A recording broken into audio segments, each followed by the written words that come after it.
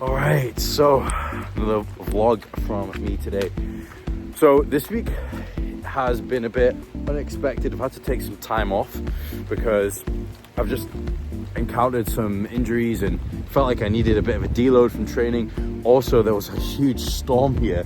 I thought it'd be a good time to start the video now because there was a massive storm across the central belt of Scotland pretty much, and it hit the north of England as well. I was supposed to go back home and see family, but that didn't happen. It was called Storm Eowyn, which if you're a Lord of the Rings fan, probably assume that's quite a decent name, but it's not the best name you could come up with for a storm. I mean, if it was Storm Aragon, you know, it'd probably be more fitting for the actual damage it did and how fast-paced the winds were. So in terms of recovery, as I'm holding this right now, my shoulder's twinging because I've had a lot of issues with forearm pain. Truth be told, I'm very into my mobility, but it was one area I've recently neglected. So back home waiting for me is a nice massage gun that I am buzzing to get started on. And I think I'll continue the rest of my sort of discussion on my plans going back into training next week, because this week I've done 3 sessions, all of them have been really light. And when I get back, I'm going to be focusing on recovery for this evening and back to training tomorrow. Hopefully my first upper body session of the week goes well. I'm not expecting to hit amazing weights, but at least getting back to running and all that kind of good stuff, because the past few days it's just been touch and go with the weather. Anyways, I'll continue this back at home.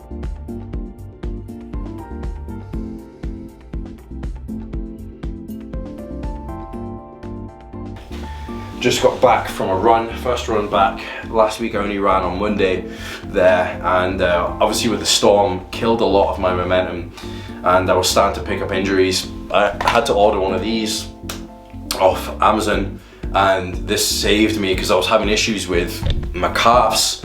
I still have a bit of pain there in my calf after a run, which I'm still dealing with, and my forearms were in pieces. I mean, that's what you get for not stretching your forearms and playing loads of base. It's an area that I've never really done a lot of stretching or mobility work with, and it caused a lot of issues last week. So I'm not really starting the cutting phase for this week's, well, this year's big fat loss phase until the start of next week. I'm doing another week of rebuilding training performance, fitness, strength, getting all that back on track and figuring out the recovery routine I need. And this is something I say to clients when they first jump on board, is that we need to figure out our actual recovery routine before we start expecting our body to start making progress. And I was starting to make progress, but then my body was like, hang on a minute, this is all new. How do I recover from this? You know, so it's one of those things where I've learned quite a lot over the last 10 days. Learning sometimes isn't fun because the thing you want to do most is just hit things hard. But yeah, the storm is over. It's been a beautiful day. You can probably tell by the lighting, it's been a beautiful day. I went out for a really nice run there. Granted, my fitness levels felt horrific compared to the start of last week, but I got it done. The first one back is always the toughest. And today I'm going to be spending some time doing some client work, and I wanted to talk a bit about programming. Obviously I've alluded to this anyways, programming specifically with weight training and how I do that with my clients. Something that I'm going to be sharing a lot more, particularly in the short section on this page, is knowing when you're hitting true failure with your weight training, knowing when you're hitting the numbers that you really are sure that you could be hitting. And this is something I specialize in, particularly with clients, is getting them to the highest possible level of confidence and performance with weight training and being able to sustain that. So therefore, when they do go into what we call the fat loss phase, they retain as much muscle mass as possible. So here's my main 3 pieces of advice for weight training that will really lead to a more enjoyable experience if you're somebody that's kind of like coasting a little bit, and if you're somebody that's hit numbers but they're not really staying or moving up anywhere. So let's say we use like your main lifts. Okay, so if you're very new to weight training, let's just say bench press, squat, deadlift. So we've got these 3 big lifts, and you could hit those on 3 separate days a week. 3 days of weightlifting is absolutely perfect. So we've got a push day, we've got a pull day, and we've got a lower body day. And each of those 3 days will have one of those compounds or a variation of that compound there. So once we've got that in place, the rep ranges I specifically like to use with clients, which I will change sometimes, but is a 4 to 8 rep range, an 8 to 12 rep range, and a 12 to 15 rep range. The more conventional approach is to do 3 sets of the same rep range, or 4 sets of the same rep range, or sometimes 5 sets of like 5 or something like that.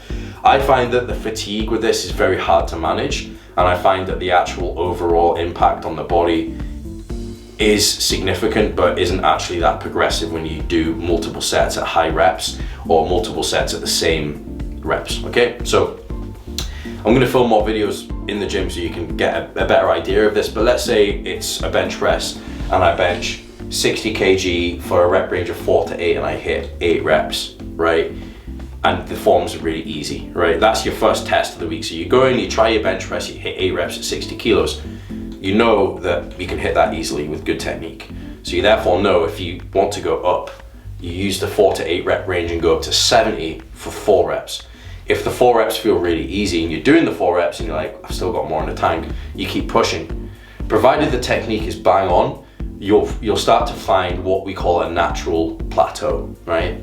Once you find your body's plateau, then what you can start to do is you can start to bring the nutrition into things and start thinking about how you can build up the strength training and how you can fuel it so that you're able to hit numbers that you've never hit before. So what I would personally recommend is for your first 4 weeks of training, get a program together that factors in those 3 main lifts, and then find your plateau with those 3 rep ranges. So you do so let's say that first set was 60, the next rep range for the 8 to 12 that I spoke about earlier, you could do 50, and for the 12 to 15, you could do about 12 to 15. As long as you're lowering the weight, I'd say it depends on how heavy the first one is, but between 10 and 25% of the weight is ideal. As you start getting up and up and up, you'll find that you have to deload the weight quite a good bit.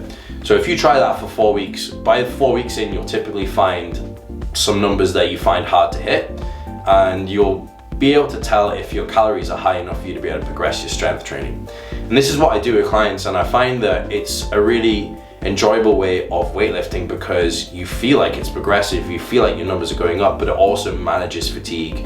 And the number one thing that people struggle with weight training is fatigue, because it's something that you accumulate very fast if you don't really look at your programming, your nutrition, your recovery well. All right, so that's what I'm going to be touching on here more and more.